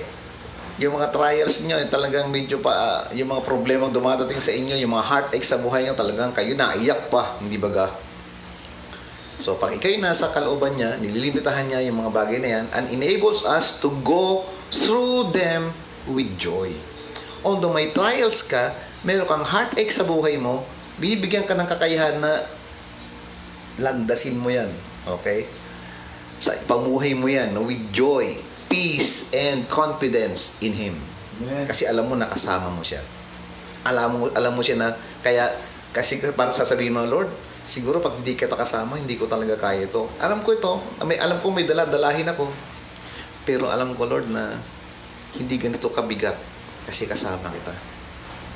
Diba? Sarap sabi ng Lord, wow, feel na ng anak ko na ngayon na kasama niya ako. Feel na niya na mayroong umaalalay sa kanya. At nag-glorify ang Panginoon doon. Hindi yung puro kayo reklamo. Puro kayo reclaim. Okay? Ang hirap noon. Ayaw ng Diyos na tayo nagre-reklamo. Gusto niya masatisfied tayo. Ako nga satisfied ako sa buhay ko, no? Kahit anong dumating sa buhay ko, siyempre nakalooban ka niya. Doon yung decision mo. Yung decision ko, nangunguna siya. Yung gusto ko, nangunguna siya. O kagaya noon. Sa July, wala na ako dito siguro. Doon ako sa bagong apartment. Bakit? Merong isang kapatid sa pananampalataya na inalok ako ng bahay. Ang galing, apartment bago. Grabe kapatid, hindi ko na-expect yun. Okay? Ayoko sabihin yung pangalan na para ang pangalan niya palagi na yung blessing ng Panginoon ay palaging sa kanya.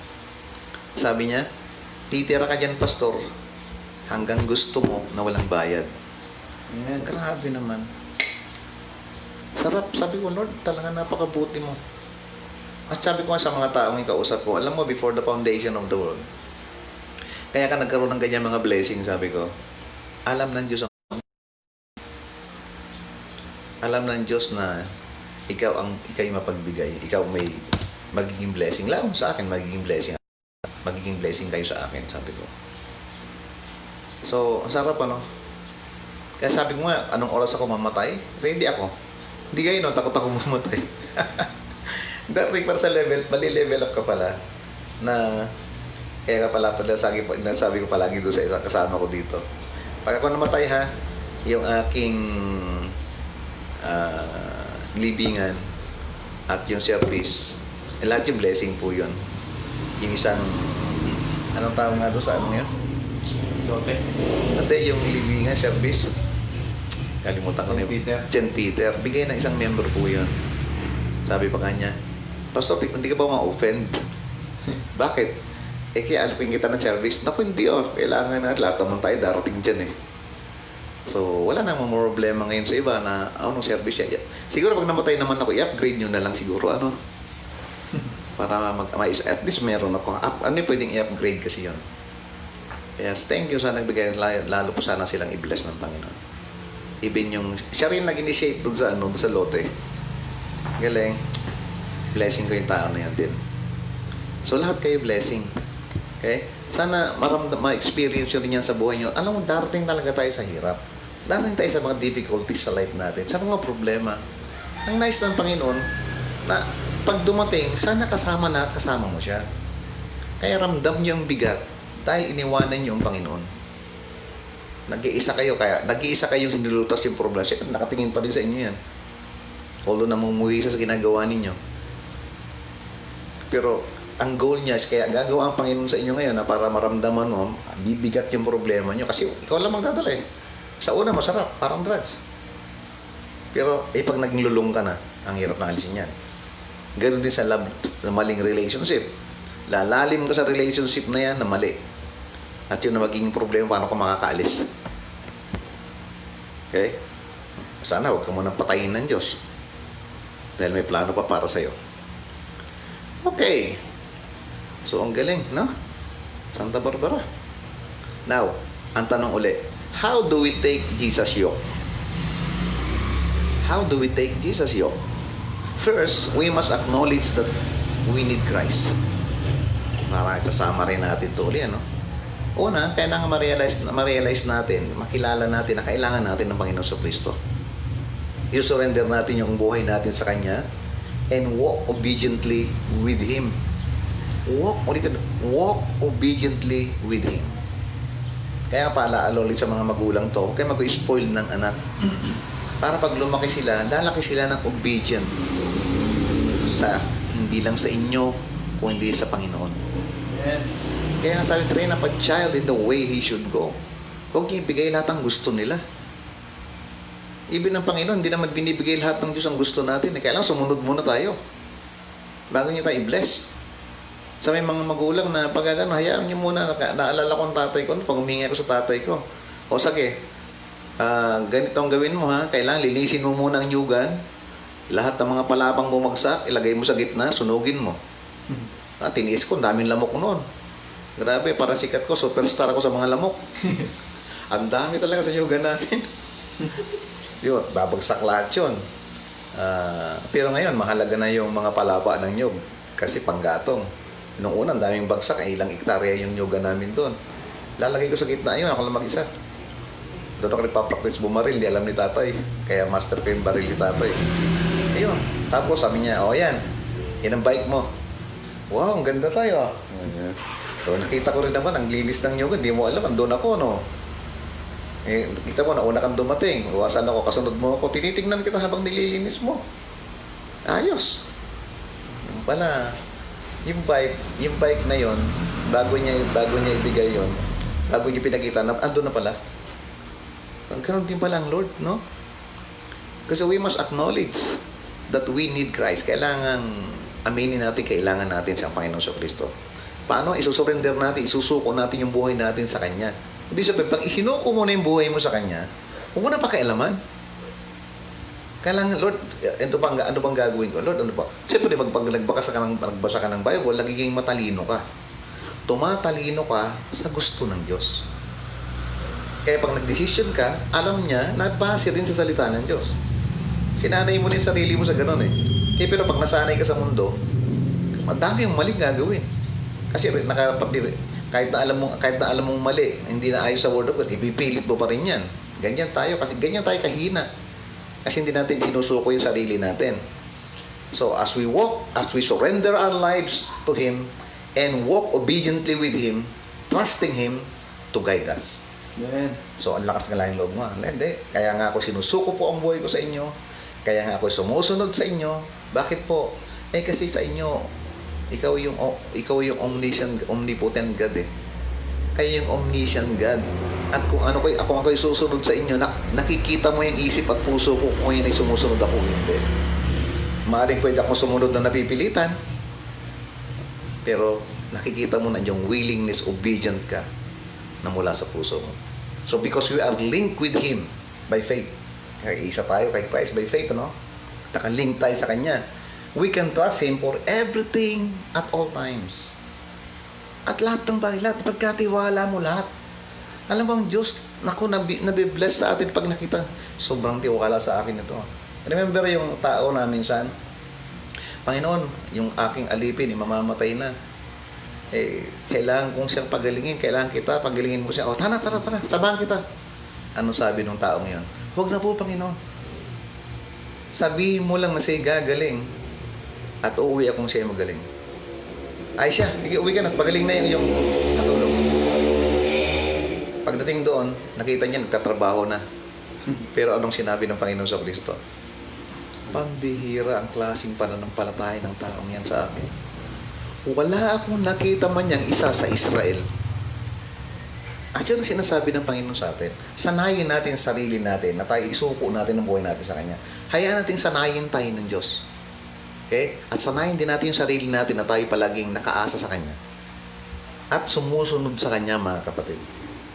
Okay? Because we are linked, we are yoked with the Lord Jesus Christ. Okay? He will be faithful to carry out, okay, tulungan sa mga problema natin, sa mga situation sa buhay natin, at dalhin yung ating mga kabigatan. Eh, grabe siya. Saan pa kayo aasa ng Diyos na ganyan? Ay, may mga Diyos kayo. Pray niya sumasagot baga. Ay, kung mabagsakan yan, mabukulan ka pa. Palitan nyo na yung Diyos nyo. Kaya nga, ang tunay na mananampalataya yung word na kung nanampalataya ka kay Kristo, dapat may word na, may kasunod na repentance. Hindi pwedeng faith. So, faith without repentance, walang salvation. Amen. Repentance without faith, wala din salvation. O, diba? Pagay yung lesson natin about salt, diba? Kapag yung ano nga yung combination ng salt? Sodium at saka chloride pinag-isa mo, magkakaroon ng chemical reaction, nagiging salt. Okay? Kapag yun namang faith natin at mayroong kang repentance, nagsisi ka sa iyong dating maling paniniwala, nagsisi ka sa Diyos-Diyosod mo, tinalikuran mo yon, magkakaroon yung spiritual reaction. At yan yung magkakaroon ng word na salvation. Magkakaroon ka ng relasyon sa Panginoon sa Kristo. He'll bind us together with our Lord Jesus Christ. Ganun po yan. Okay? Ulitin natin. Because we are linked with Him by faith. We can trust Him everything. Lahat pwede natin ipagkatiwala sa Kanya ang lahat ng bagay sa lahat ng oras, and He will be faithful to carry us through troubling situations and bear our burdens. Kapatid, ano pang hanapin mo? Ano? Nasa Kanya na ang lahat. At yan ay, alam nyo bakit malanging tumatanggi sa Panginoon sa Kristo? Dahil binulag sila ng dyablo. We are blinded by Satan. People are blinded by Satan. Ng ano? Because of the religion, tradition. Okay? Kapatid, magtatapos na po tayo. At sa mga tanong, no?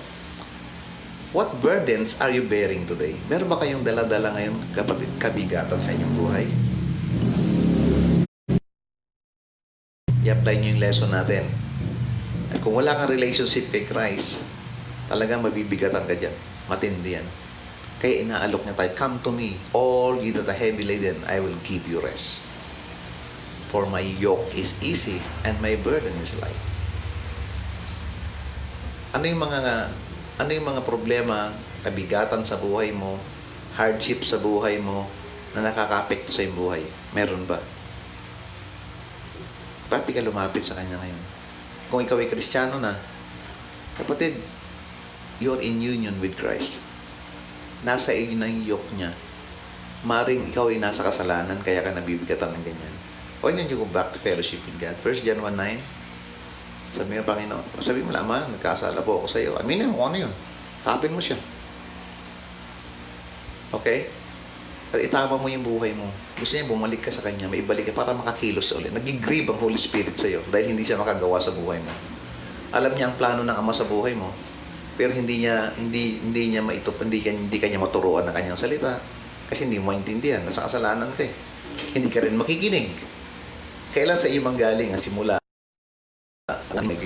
Kayo nagkasala at gusto mong bumalik sa Kanyang kalooban. Ganun yun. So, what benefits would be yours if you come to Christ and took His yoke? Nabanggitan natin yan. Halimbawa, kung ikaw man hindi Kristiyano, kinuha mo yung Kanyang yoke na yon, yung kaligtasan, ano yung mga pakinabang? O, di ba, nabanggit na natin kanina. Una, magiging anak ka ng Diyos. Una, patatawarin ka sa Kanyang kasalanan dahil yung dugo ni Kristo na nabuhos sa'yo. Pangalawa, ikaw yung magiging bagong nilalang. Ikaw yung simultaneous yun, sunod-sunod yun, ikaw yung magiging anak ng Diyos. Siselyo nga ng Holy Spirit. Pag tinanggap mo siya bilang tagapagligtas. Okay? And then, ang kasunod niyan, matututo ka sa Kanya. Ituturo sa'yo ng Holy Spirit kung sino si Christ sa buhay mo. So, simpleng-simple. Ang tanong ay, are you be willing to be led by Him? Kung ikaw yung ngayon ay Kristiyano na, nakalaan ka bang patuloy mong isuko ang iyong buhay sa Kanya araw-araw? Na siya ang mangunguna sa buhay mo. Na hindi na yung gusto mo, kundi ano yung gusto niya. Na lahat ng iyong gawin, bago mo gawin isang bagay, sasanggunin mo muna sa Kanya. Alam niyo kapatid, ang sarap mabuhay na kasama ang Panginoon sa Kristo. Masarap mamuhay na kasama mo siya. Pero mas mahirap ang buhay, mabigat ang buhay, hindi masaya ang buhay na mamuhay ka nang wala si Kristo sa buhay. Lalo na yung wala kang relationship kay Christ. Dahil sa unang oras, anong oras ka mamatay sa impyerno ka, kapatid. Okay? I hope na may natutuhan kayo ngayong umaga. Amen. I hope na patuloy kayong hindi kayo titigil na mag-aaral ang yung kanyang salita. Itong lesson na to, huwag nyo hayaan na hindi nyo ma-review. Hindi nyo maintindihan ito na isang pakinig lang, kapatid. Ako mismo, pastor ninyo, pag nag-aaral ko ng lesson, kahit gawa na paulit-ulit ko yung pinag-aaralan. Minamaster ko yan.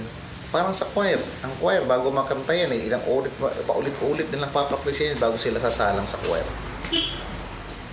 So I hope na-enjoy nyo itong araw na to. I hope na na-encourage kayo. I hope na napasigla kayo ng salita ng Panginoon at magpatuloy uli. I hope na uminit kayo sa pananampalataya ngayon. I hope na appreciate nyo yung yoke na yan, yung kaligtasan ng Panginoon mula sa Panginoon sa Kristo. So, paano po? Magkita-kita ulit tayo mamayang hapon. Okay? Alas 5 ng hapon, magkita-kita ulit tayo. Salamat at maganda yung ating signal ngayon, tuloy-tuloy. Actually, hindi ito wifi ngayon. Parang ito yung parang data. Salamat sa cellphone ni Freyly. Maaring hindi nababagsak ito siguro. Maayos. Okay, tayo po yung manalangin. Aming Amang Banal na nasa langit, nawa po yung patuloy na pag-aaral namin ng salita ng Diyos ay patuloy na magbago sa buhay namin. Patuloy na pagsuko namin sa buhay namin sa Panginoon. Sa banal na Espiritu ng nasa amin, susuko namin palagi na siyang mangunguna sa amin. Tulungan mo po kami palaging magkaroon ng pagnanasang basahin ng iyong mga salita.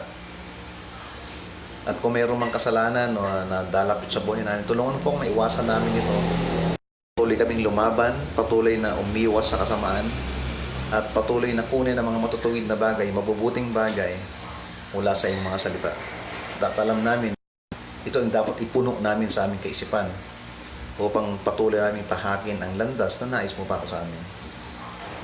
Tulungan mo po kami na in spite na COVID na ganito, makapag-share pa rin kami kung may pagkakataon ng mga salita. O kung hindi man, makita sa buhay namin yung pagbabago, makita nila na anong mayroon kami na wala sila. Salamat po sa bawat isang nakinig. At sa mga hindi po nakinig ngayon, I hope na mayroon pa silang time na review ito. Pero sana po lahat sabay-sabay kami makinig. Hindi po dahilan yung sabi nila walang signal. Hindi po dahilan yun kasi pwede sila maghanap ng signal kung gusto talaga nila. Dahil sa ibang bansa, nagtatago pa sila sa ibang lugar para lang makapag-aral. I-bless mo po yung church namin. I-bless mo ang bawat membro namin. Lalo na po yung mga positibo, makita nila ang resulta, makita nila yung ng tunay pa lang nanampalataya at sumusunod sa iyo. Yung palang peace na yan, yung joy na yan, talagang yan ay blessing na para sa amin. Salamat po, Ama, sa bawat isa. Balik mo ka mayang hapon na andun yung excitement namin na kahit anong gagawin, ititigil namin para lang po sa inyong salita. Dahil minsan lang naman ito pang mangyayari, linggo lang at saka Miyerkules.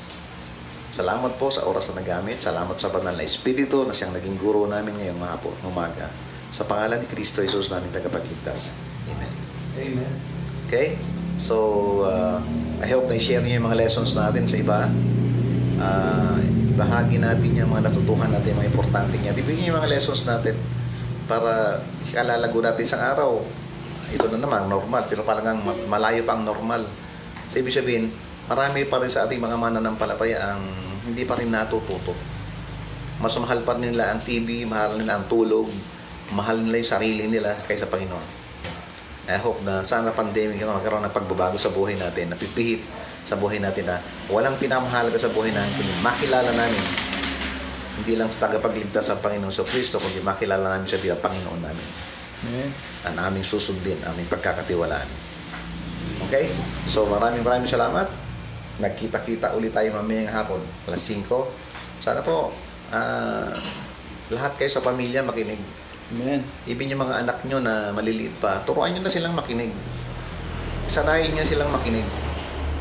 Para pagdating ng araw talagang lumalaki na sila sa kaisipan nila, marirealize nila masaya pala, maayos pala, maganda pala, blessing pala ang makinig na salita ng Diyos. Okay po? Hindi po yan matanda o bata. Lahat ito'y kailangan natin. Maraming salamat. Bye-bye po. Magandang tanghali sa inyong lahat. Enjoy your lunch. Kung masarap ang lunch nyo, padala nyo lang dito sa line. Okay? Bye-bye po. Bye-bye.